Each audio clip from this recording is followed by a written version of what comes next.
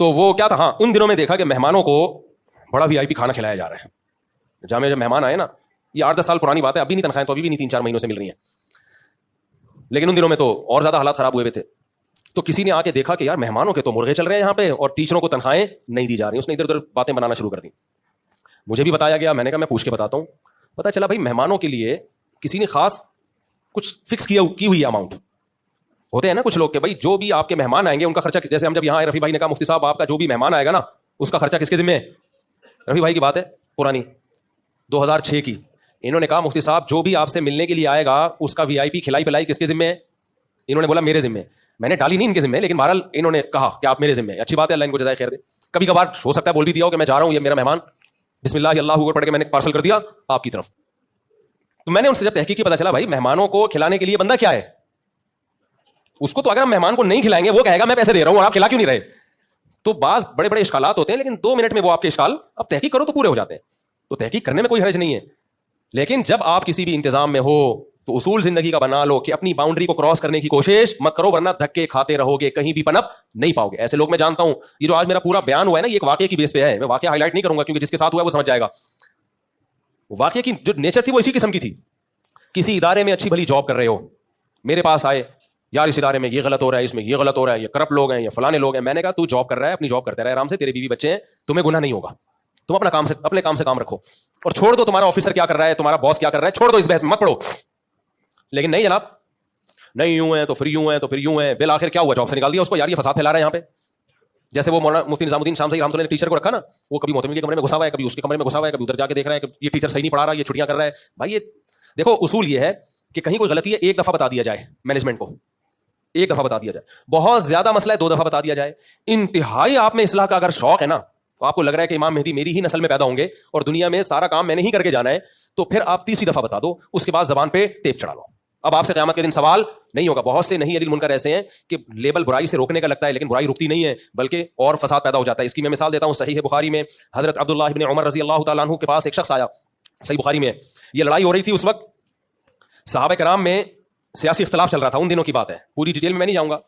مکہ میں الگ خلافت قائم تھی اور شام میں الگ خلافت, 2 گروہ مسلمانوں کے لڑ رہے تھے. تو عبداللہ بن عمر کے پاس کچھ لوگ آئے اور کہا آپ کیوں نہیں لڑتے؟ قرآن میں اللہ نے حکم دیا ہے کہ قاتلوہم حتی لا تکون فتنہ, لڑو تاکہ فتنہ ختم ہو جائے, آپ بھی لڑیں. عبداللہ بن عمر نے کیا, کس کے بیٹے تھے؟ عمر بن خطاب کے. کیا پیارا جواب دیا, فرمایا قاتلنا حتی لم تکن فتنہ وقاتلتم حتی تکون فتنہ. فرمایا جب یہ نبی کے دور میں ہم لڑے تھے اور فتنہ ہم نے ختم کر دیا تھا, تم لڑ رہے ہو فتنہ بڑھا رہے ہو. نہیں آئی بات سمجھ میں؟ کہا جو فتنہ ختم کرنے والی لڑائی تھی نا, جو جہاد تھا, وہ ہم کر چکے ہیں. اب یہ فتنہ ختم کرنے والی لڑائی نہیں ہے, جتنا لڑو گے فتنہ اتنا بڑھے گا کیونکہ مسلمانوں کی تلواریں چل رہی ہیں آپس میں. تو بعض دفعہ لیبل بڑا اچھا لگا ہوتا ہے, ہم فتنہ ختم کرنے نکلے ہیں, حالانکہ اس سے فتنہ ختم نہیں ہو رہا ہوتا, فتنہ بڑھ رہا ہوتا ہے. صبح شام گھروں میں ہم دیکھ رہے ہیں بیٹا باپ کو سمجھا رہا ہے, ابا آپ یوں کیا کرو, ابا آپ یوں کیا کرو, ابا آپ یوں کیا کرو. ابا نے رکھے چپیٹ لگا دیا ایک دن, تو میرا باپ ہے. اب پھر آتے ہیں لڑکے, ہم نے ابا کو یوں بولا, ابا نے چپیٹ لگا دیا, پھر یوں, پھر اور لڑائی. ابے بھائی تو اس کا باپ ہے, وہ تیرا باپ ہے. آپ نے ایک دفعہ ابا کو بتا دیا بھائی یہ چرس چھوٹے موٹے آپ پہ سوٹ اتنا برا نہیں ہوتا, ایک مثال دے رہا ہوں میں. تو ابا یہ آپ پہ سوٹ نہیں کرتا, بس 1 دفعہ 2 دفعہ 3 دفعہ, اس کے بعد چپ. اب آپ سے سوال نہیں ہوگا. ابراہیم علیہ السلام کے ابا کے پیچھے پڑ گئے تھے. ابراہیم علیہ السلام نے ابا کو سمجھایا کہ آپ بتوں کو مت بنایا کریں, مجھے ڈر ہے اللہ کا عذاب نہ آ جائے, پورا رکوع ہے سورہ مریم کا. لیکن ابا نے کوئی پازیٹیو رسپانس نہیں دیا. ابا نے کہا لارجمنک, میں تجھے پتھروں سے مار کے ہلاک کر دوں گا, وہجرنی ملیا, مجھے میرے حال پہ چھوڑ دے. جب دیکھا نا بھائی یہاں تو کوئی امید نہیں ہے, تو اب یہ نہیں کہ پھر ابا نہیں, ابا بتوں کو چھوڑ دو, ابا جہنم میں جاؤ گے, میں نہیں چاہتا آپ جہنم میں جاؤ.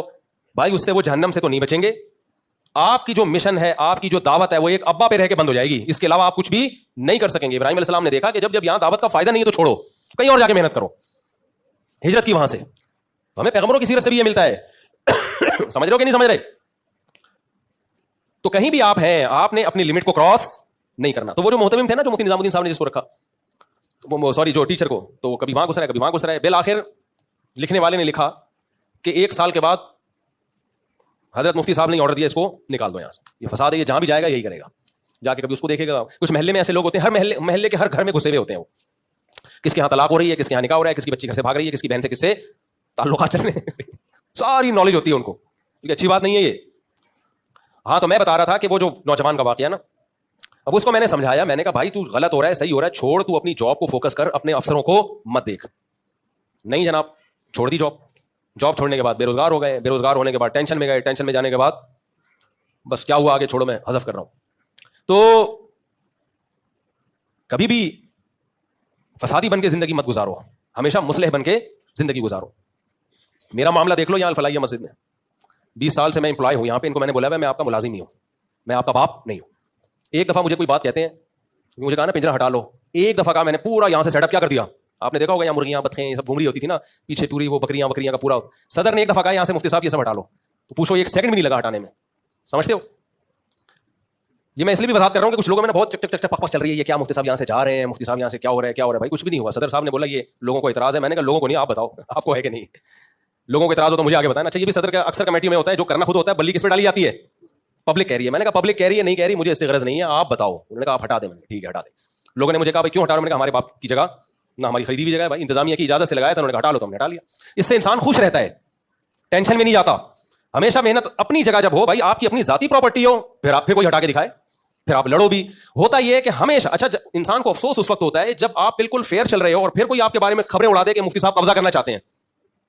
تو یہ بھی ہوتا ہے, اس سے بھی ٹینشن میں نہیں آؤ کہ بھائی ہم نہیں چاہتے, صحیح ہے, ہم نے قبضہ کرنا ہوتا کر لیتے, تو آپ بولتے رہو قبضہ کرنا چاہتے ہیں. تو گھر میں دیکھ لو, دفتروں میں دیکھ لو, مسجدوں میں دیکھ لو, جو آپ کے پاس رائٹس ہیں کبھی بھی ان سے تجاوز کرنے کی کوشش بولو مت کرو. مسجد میں کسی کو امام لا کے رکھ لو نا, سارے امام ایک جیسے نہیں ہوتے. تھوڑے دنوں میں وہی امام کیا بنا ہوا ہوتا ہے, باپ بنا ہوا ہوتا ہے. کمیٹی کو ٹوٹے لین لگا کے اس نے سائڈ پہ کیا ہوا ہوتا ہے, پھر وہ چندے بھی لے رہا ہوتا ہے ادھر سے ادھر سے, کوئی پوچھنے والا نہیں ہے. تو حیثیت کو تو پہچانے بھائی, تمہاری کیا حیثیت ہے. گھروں میں فسادات, دفتروں میں فسادات. میں مفتی رشید احمد صاحب رحمہ اللہ کو وہ ملفوظ پہلے مکمل کروں. انہوں نے فرمایا کہ جب بھی کسی ادارے میں کسی نظام میں کوئی خرابی ہو, مدرسے میں یا کالج میں, یونیورسٹی میں, دفتر میں, ایک دفعہ بتاؤ کہ یہ غلط ہو رہا ہے. بہت زیادہ کتنی دفعہ, 2 دفعہ, بہت زیادہ ہوا تو 3 دفعہ, تیسری دفعہ کے بعد مت بتاؤ. پھر فرمایا اب آپ کے پاس آپشن ہے, اگر آپ کو لگ رہا ہے بہت زیادہ غلط ہو رہا ہے تو چھوڑ دو, ٹھیک کرنے کی کوشش مت کرو. وہ ٹھیک نہیں ہوگا, اس سے کیا ہوگا, غیبتیں, فسادات, وہ اس کی غیبت, وہ اس کی غیبت, وہ ایسا ہے, وہ ویسا ہے. آپ کی ساری صلاحیتیں جو اللہ نے کسی مثبت کام کے لیے رکھی تھیں, وہ ساری صلاحیتیں برباد کس میں ہو جائیں گی, غیبتوں میں برباد ہو جائیں گی آپ کی وہ